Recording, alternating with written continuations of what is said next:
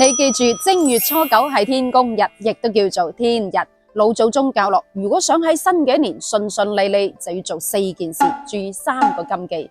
咪住先，乜嘢叫做天公日啦吓？按照初一雞、初二狗、初三豬，咁一路數到正月初九就係天日啦。咁有冇人知道初10係咩日啦吓？所謂嘅天日，即係民間所講嘅天公主玉皇誕。咁再講白啲，即係民間傳說所講嘅玉皇大帝嘅生日。有睇過《西遊記》嘅朋友仔應該都知道，玉帝係主宰3界最高嘅大 boss， 係掌管世間嘅萬物，代表至高無上嘅天。所以玉帝生日又被稱為天日。咁點解會將玉帝嘅生日定喺初9而唔係初1、初2呢？事關喺傳統文化裏面，9係所有數字當中最大嘅，咁玉帝又係最大嘅大 boss，所以將佢嘅生日定喺正月初9。喺呢一日，各路神仙都會同玉帝去祝壽嘅。咁呢一日既然係好日子，所以民間有句俗語：七不出，八不歸，初9辦事一大堆。好多人以為呢句說話嘅七不出係指初7唔好出遠門，其實並唔係啊。七不出係指喺出門之前嗰位一家之主要安頓好一家大細，先至可以放心咁出遠門。呢度嘅七並非指初7，而係指生活上嘅柴米油鹽醬醋茶呢啲必需品買好晒啦，安頓好晒啦，咁就可以放心咁扯啦。而呢個八不歸亦都唔係話初8唔好返歸咁陰功喎。呢度嘅八指嘅係孝悌忠信禮義廉恥呢8個為人處事嘅道德標準。咁如果犯咗或者係冇做到嘅話，都無免返歸啦。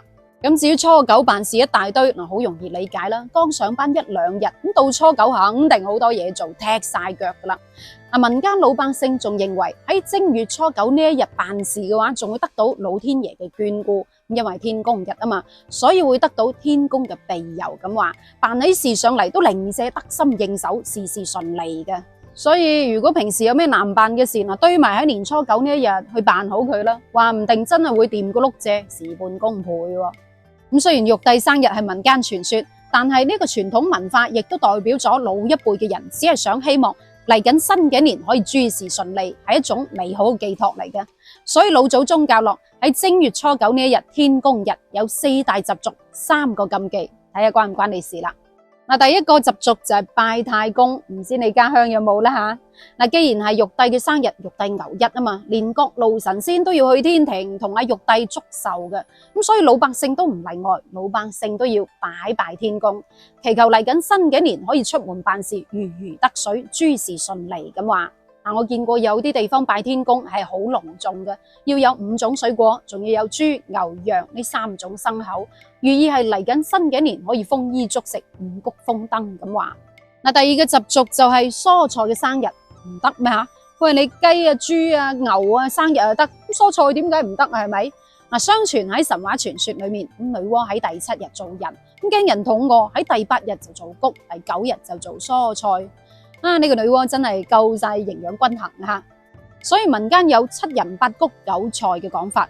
既然係蔬菜嘅生日，咁民間老百姓係咁意都要慶祝下噶嘛，所以會準備一啲酒菜、一啲美酒啊、佳肴啊，有魚有肉，希望嚟緊新嘅一年可以豐衣足食。至於第3個習俗就係沐浴更衣啦。喂，你都咪話以前古人係每日沖涼噶嘛，再加上民間嘅舊俗，正月初嗰幾日係都唔會沖涼，唔會去洗頭嘅，一直宣縮到年初9先係可以沖涼。咁正話都講咗啦，今日係天公日，要拜天公噶嘛，所以喺祭拜之前就會沖翻個靚涼先至去祭拜啦。呢一個係對天公嘅尊敬，咁冇理由酸酸縮縮涼都唔沖去做呢件咁莊重嘅事噶嘛，係咪？第4個習俗就係中午出嚟曬曬太陽。按照傳統嘅講法，呢一日中午嘅熱頭係陽氣最旺盛嘅時候，而初9又係立春之後，係屬於陽氣漸升嘅時節。咁喺呢個時候嘅中午11點到1點之間出門曬曬熱頭，行下山啊，做下運動啊，吸收下呢個陽氣，人都零舍精神氣爽啊！咁至於3大禁忌，第一個夫妻之間忌爭吵。根據民間傳說，咁喺呢一日，玉帝係會會見各路神仙，仲會去凡間巡一巡，睇下邊個乖邊個唔乖嘅。咁但係若然見到有啲人喺屋企嘈嘈閉咁，夫妻又不和，家庭又不睦，玉帝就唔會賜福俾嗰家人噶啦。所以喺呢一日又好，嚟緊新嘅一年，大家都要和和氣氣，同屋企人平心靜氣咁溝通至得。咁第二個習俗，忌隨地吐痰，隨地拋垃圾。估唔到古人都咁文明，咁愛護環境啊吓！事關老一輩嘅人認為，今日天公日係唔應該將呢啲污穢之物俾天公見到嘅，即係唔尊重佢。所以大家要注意愛護環境，人人有責啊！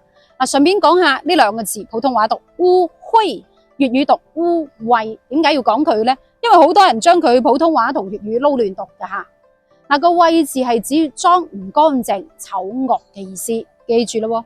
至於第三個禁忌就係唔好晾衫褲，尤其唔好晾嗰啲底叉、底衫褲出嚟。事關民間老百姓認為，今日正月初九係陽氣最旺盛嘅時候，咁若然將嗰啲底叉、底衫褲晾出嚟，就會沾污咗天公嘅眼。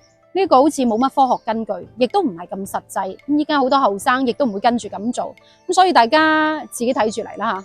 咁大家又唔好笑以前嘅舊俗，呢一個都係因為以前生產力低，咁勞苦大眾都係要靠天食飯嘅，對大自然都有一種敬畏嘅心。好多嘢其實都係一種寄託嚟，都係為咗想自己同埋屋企人嚟緊新嘅一年都可以順順利利嘅啫。